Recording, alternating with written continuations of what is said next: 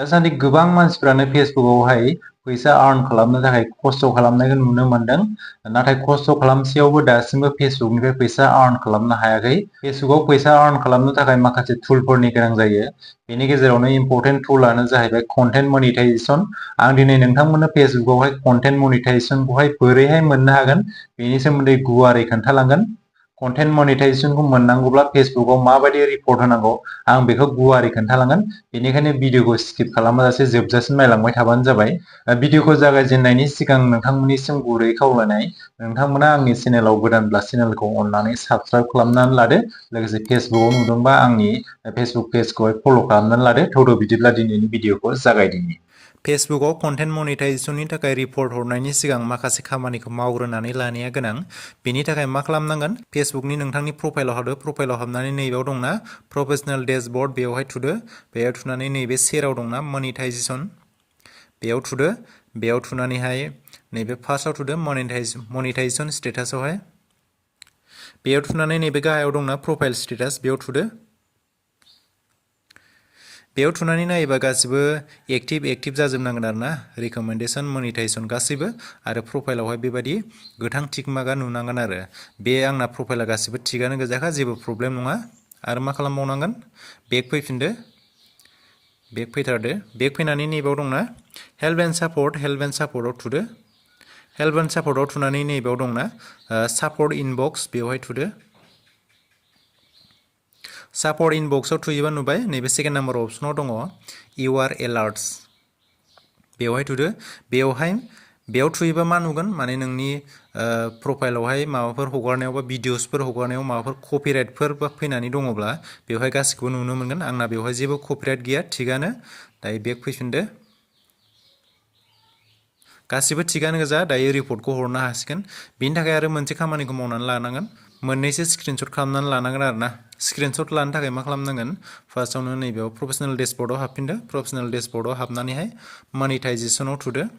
मनिटाइजेसनाव थुनानैहाय नैबे मनिटाइजेसन स्टेटासआव थुफिनदो। बेयाव थुनानैहाय प्रफाइल स्टेटासनि मोनसे स्क्रिनशट लादो।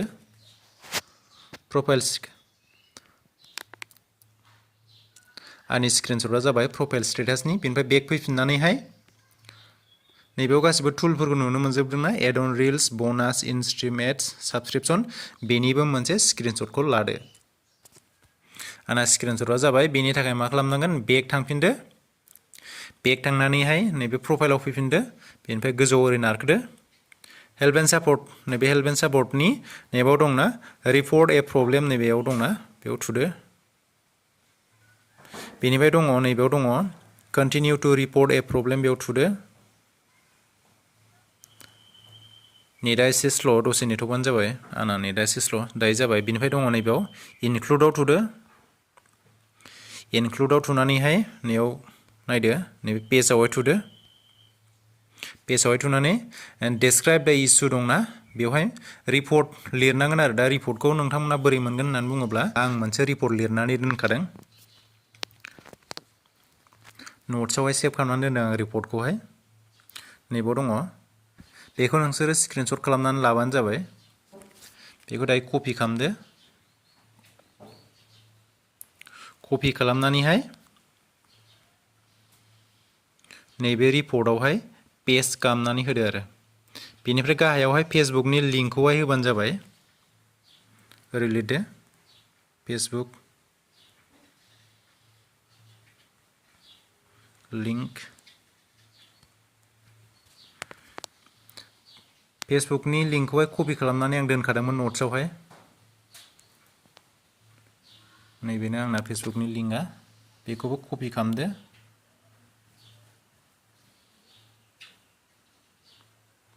कपि खालामबाय। कपि खालामनानै रिपर्टनि गाहायाव पेस्ट खालामनानै होदो। दायो नैबे गाहायाव दङ आपल'ड फ्रम फन, बेवहाय दहायनि स्क्रिनशट खालामनानै लानायखौहाय आपल'ड खालामनानै होदो मोननैखौबो। आंना नै दहाय स्क्रिनशट लानाया, बेखौ मोनसे, आरोबाव मोनसेबाव बेखौ। दायो जाजोब्बाय। दायो नैबे खनायाव दंना, बेयावल' थुनानै होदो। नेट स्पिडबा थाब जागोन। जाबाय आंनिया दायो 90% खामानियानो कमप्लिट जाबाय बेनिफ्राय आरो मा खालामबावनांगोन 90%आ जाजोब्बाय नालाय दायो 10% खामानि दंबावो बिनि थाखाय मा खालामनांगोन बेक फैनानैहाय जिखुनु मोनसे ब्राउजार मोनसे ओपन खालामना लादो आं क्रोम ब्राउजारखौ ओपन खालामसै क्रोम ब्राउजारखौ ओपन खालामखांनायनि उनावहाय नैबेवहाय मोनसे सार्च खालामदो कन्टेन्ट मनिटाइजेशन बेवहाय थुनानै होदो बेनिफ्राय फार्स्टआवनो मोनसे अपशन दङ बेवहाय थुदो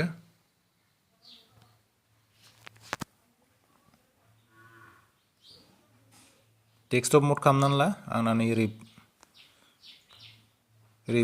साइडआव ओरै बोबाबो फैयाखै नैबाव दङ नैबे खनायावहाय ओंखारगोन आरो थुनानै हो बेयाव थुनानै होयोब्ला नैबेबायदि इन्टारफेस ओंखारगोन बेवहाय मा खालामनांगोन इमेल एड्रेसखौ होनानै होदो आरो गावबा गावनि इमेल एड्रेसखौ होनानै होदो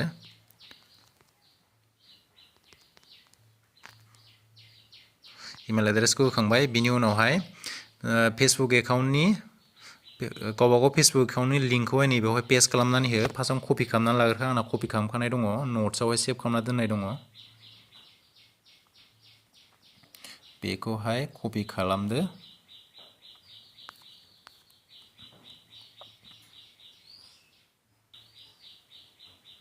नैबावहाय पेस्ट खालामनानै होदो आदार ससियेल मिडिया एकाउन्ट्स बेफोरखौ नांलाया दायो लेट्स डु दिस नैबाव थुनानै होदो 100% कमप्लिट जाबाय कन्टेन्ट मनिटाइजेशननि थाखाय फेसबुकआव रिपर्ट हरनाया गासिबो जाजोब्बाय दायो कन्टेन्ट मनिटाइजेशननि थाखाय रिपर्ट हरनाया गासिबो कमप्लिट जाजोब्बाय बेनि थाखाय नोंथांमोना साननैसो नेबानो जाबाय सोरनाबा थाब जानो हागौ सोरनाबा लेटबो जानो हागौ आरो दायो बेखौ रिपर्ट हरनानै ओरैनो कन्टेन्ट मनिटाइजेशनखौ मोनजानो लुबैनाङा दे बेनि थाखाय मा खालामनांगोन फेसबुकआव बिराद एक्टिभ थानांगोन लं भिडिअ शर्ट भिडिअ रिल्स फट' बायदि बायदि आपल'ड होबाय थानांगोन माने फेसबुकआव एक्टिभ थाबासो बे कन्टेन्ट मनिटाइजेशनखौ मोननो हागोन ओरैनो रिपर्ट हरनानै कन्टेन्ट मनिटाइजेशनखौ मोनखासिगोन होननानै साननाङा फेसबुकआव एक्टिभ थाबासो कन्टेन्ट मनिटाइजेशनखौ मोनगोन आरो फेसबुकआ ओरैनो कन्टेन्ट मनिटाइजेशनखौ होनाय नङा दा दिनैनि भिडिअआ एसेनोसै भिडिअखौ इनफरमेटिभ मोनदोंब्ला मोनसे लाइक खालामदो कमेन्ट खालामदो लोगो मोनफिनगोन बिदिनो गुबुन मोनसे भिडिअआवहाय बाय बाय